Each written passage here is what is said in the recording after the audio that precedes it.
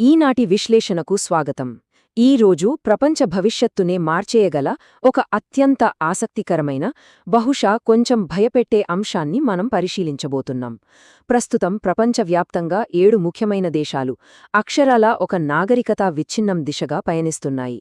ఇక్కడ మనం మాట్లాడుతున్నది ఏదో మామూలు ఆర్థిక మాంద్యం గురించో లేక తాత్కాలిక సంక్షోభం గురించో కాదు సుమా.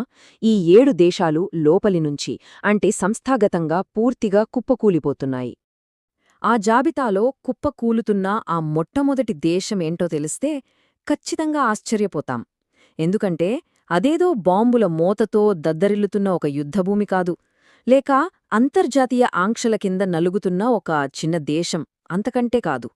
ఇది దశాబ్దాలపాటు యావత్ పాశ్చాత్య ప్రపంచం ఒక అద్భుతమైన సక్సెస్ స్టోరీ అని కీర్తించిన ఒక అతిపెద్ద అగ్రరాజ్యం. సరే, అసలు విషయంలోకి వెళ్దాం. ఒక దేశం రాత్రికి రాత్రే కేవలం యుద్ధాల వల్లే నాశనమవుతుంది అనేది చాలామంది నమ్మే ఒక పెద్ద అపోహం మాత్రమే. వాస్తవమేమిటంటే, ఏ దేశమూ హఠాత్తుగా కూలిపోదు. దశాబ్దాలపాటు దాని అంతర్గత వ్యవస్థలు కుళ్ళిపోవడం ద్వారానే నెమ్మదిగా ఆ పతనం జరుగుతుంది. బయటి నుండి వచ్చే యుద్ధాలు లేదా ఆర్థిక కుదుపులు అనేవి అప్పటికే లోపల కుళ్ళిపోయిన వ్యవస్థకు కేవలం ఒక ఆఖరి ట్రిగ్గర్ మాత్రమే. అయితే ఆ మొదటి దేశం పేరు తెలుసుకునే ముందు ఇక్కడ ఒక అత్యంత ఆసక్తికరమైన విషయాన్ని గమనించాలి.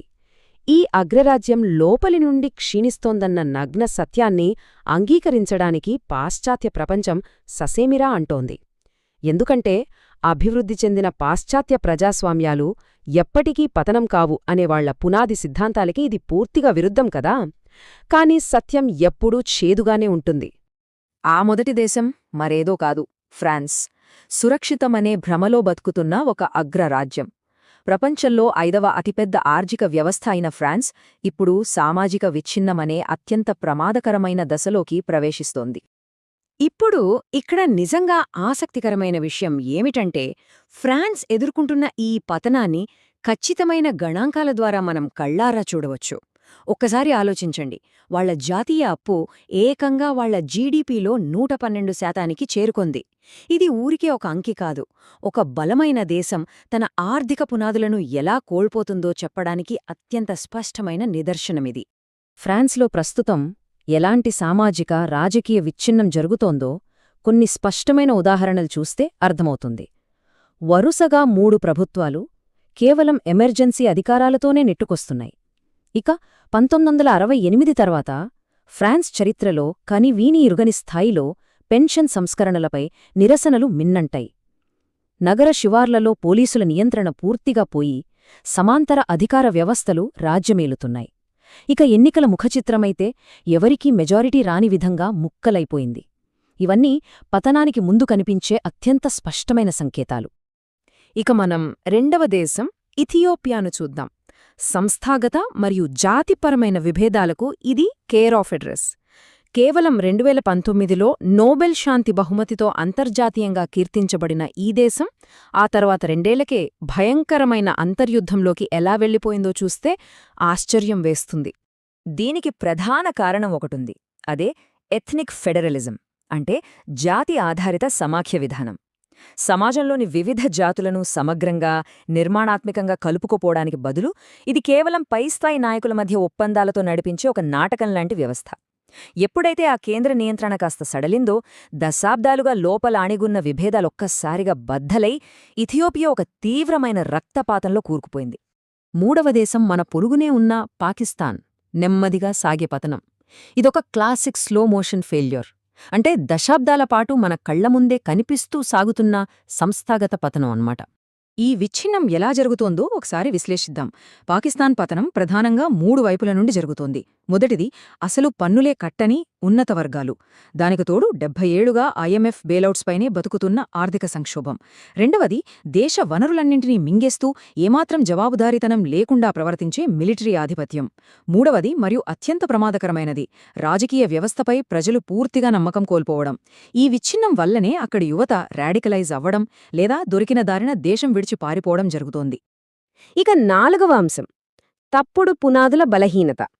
ఇందులో నైజీరియా, ఉక్రెయిన్, అర్జెంటీనా మరియు బంగ్లాదేశ్ ఈ 4 దేశాల పతనానికి కారణమైన ఆ బలహీనమైన పునాదులేంటో చకచకా చూద్దాం.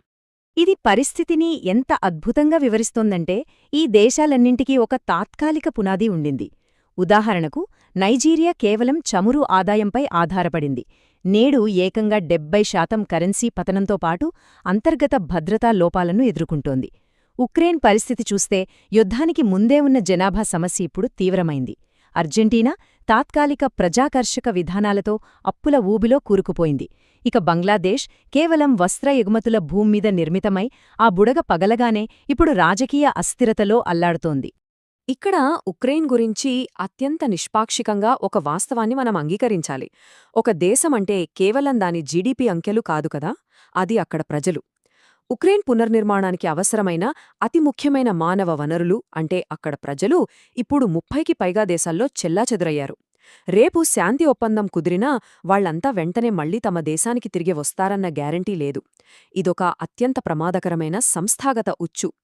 ఇకపోతే అర్జెంటీనా పరిస్థితి ఎంత దారుణంగా ఉందో చెప్పడానికి ద్రవ్యోల్బణం రేట్ ఒక్కటి చాలు. అక్షరాల 200%. వినడానికే భయంగా ఉంది కదూ. ప్రపంచంలో అత్యధిక సార్లు అంటే ఇది 9వ వాళ్లు సార్వభౌమ రుణ ఎగవేతకు పాల్పడటం. ప్రస్తుతమక్కడ సంక్షోభాన్ని అధిగమించేందుకు చేస్తున్న అత్యంత తీవ్రమైన ఆర్థిక సంస్కరణలు భారీ స్థాయి సామాజిక అస్థిరతకు దారితీస్తున్నాయి. 5వ అంశం ఉమ్మడి ధారం అంటే భౌగోళిక రాజకీయ సమన్వయం. ఇంత భిన్నంగా ఉన్న ఈ 7 వేర్వేరు దేశాలను ఒకే కోణంలో బంధించే ఆ ఉమ్మడి ధారం ఏమిటి? అదే ఇక్కడ అసలైన పాయింట్. ఇక్కడ మనం అర్థం చేసుకోవాల్సిన అత్యంత కీలకమైన విషయం ఏమిటంటే ఈ దేశాలన్నీ ఒకే మార్గంలో పతనమయ్యాయి. ఇదొక 4 పతనం. దశ 1 ఒక తాత్కాలిక ఆర్థిక అభివృద్ధి, అదొక సుస్థిరమైన వ్యవస్థ అనే భ్రమను కల్పిస్తుంది. దశ 2 ఆ అద్భుతమైన సమయంలో పాలకులు బలమైన సంస్థలను నిర్మించడంలో పూర్తిగా విఫలమవుతారు. దశ 3 ఆ తాత్కాలిక ఆదాయ మార్గం శాశ్వతంగా మోసుకుపోతుంది. ఇక చివరి దశలో కేవలం విచ్ఛిన్నమైన శిథిలాలు మాత్రమే మిగులుతాయి. ఈ విశ్లేషణను అందించిన ప్రొఫెసర్ జియాంగ్ ఇక్కడ ఒక అద్భుతమైన మాట చెప్పారు. చరిత్రలో పతనమైన ప్రతి సామ్రాజ్యం, ప్రతి దేశం, ప్రతి వ్యవస్థ అంతిమంగా విచ్ఛిన్నమయ్యే ముందు దశాబ్దాలపాటు స్పష్టమైన హెచ్చరిక సంకేతాలను ఇస్తూనే ఉంటుంది. ఎంత వాస్తవమో కదా. విచారకరమైన విషయమేమిటంటే ఈ సమస్యలకు పరిష్కారాలు అందరికీ తెలుసు.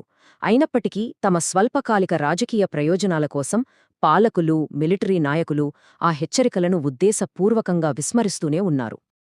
6వ అంశం ప్రపంచవ్యాప్త అలల ప్రభావం, పరస్పర పరిణామాలు. ఈ దేశాల పతనం ఏదో వాళ్ల సరిహద్దులకే పరిమితమైపోతుందనుకుంటే పొరపాటే. దాని ప్రభావం ప్రపంచమంతా ఎలా వ్యాపిస్తుందో ఇప్పుడు చూద్దాం. నైజీరియా లేదా బంగ్లాదేశ్ వంటి దేశాల్లో అంతర్గత వ్యవస్థలు విఫలమైతే ఆ ప్రభావం ప్రపంచ స్థిరత్వం మీద నేరుగా పడుతుంది. ప్రపంచ వాణిజ్య మార్గాల్లో తీవ్రమైన మార్పులు వస్తాయి. జీవనోపాధి కోసం లక్షలాది మంది వలసలు ప్రారంభమై ఇతర దేశాలపై భారీ భారం పడుతుంది. భయంకరమైన సరిహద్దు భద్రతా సమస్యలు తలెత్తుతాయి. ముఖ్యంగా ఆఫ్రికా లాంటి ప్రాంతాల్లో ఈ శూన్యాన్ని పూరించడానికి ప్రత్యామ్నాయ శక్తులు ముందుకొస్తాయి. ఇది మొత్తం అంతర్జాతీయ ఆర్డర్కే ఒక పెద్ద సవాలు. ఈనాటి విశ్లేషణను ముగించే ముందు ఒకసారి ఆలోచిద్దాం. అత్యంత బలమైన ఒక ప్రశ్న.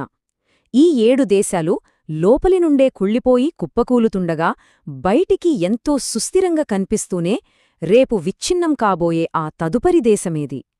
మన చుట్టూ ఉన్న ప్రపంచాన్ని, ఈ మారుతున్న భౌగోళిక రాజకీయ వ్యవస్థలను స్పష్టంగా అర్థం చేసుకోవడానికి ఈ ప్రశ్న గురించి లోతుగా ఆలోచించాల్సిన అవసరం ఎంతైనా ఉంది.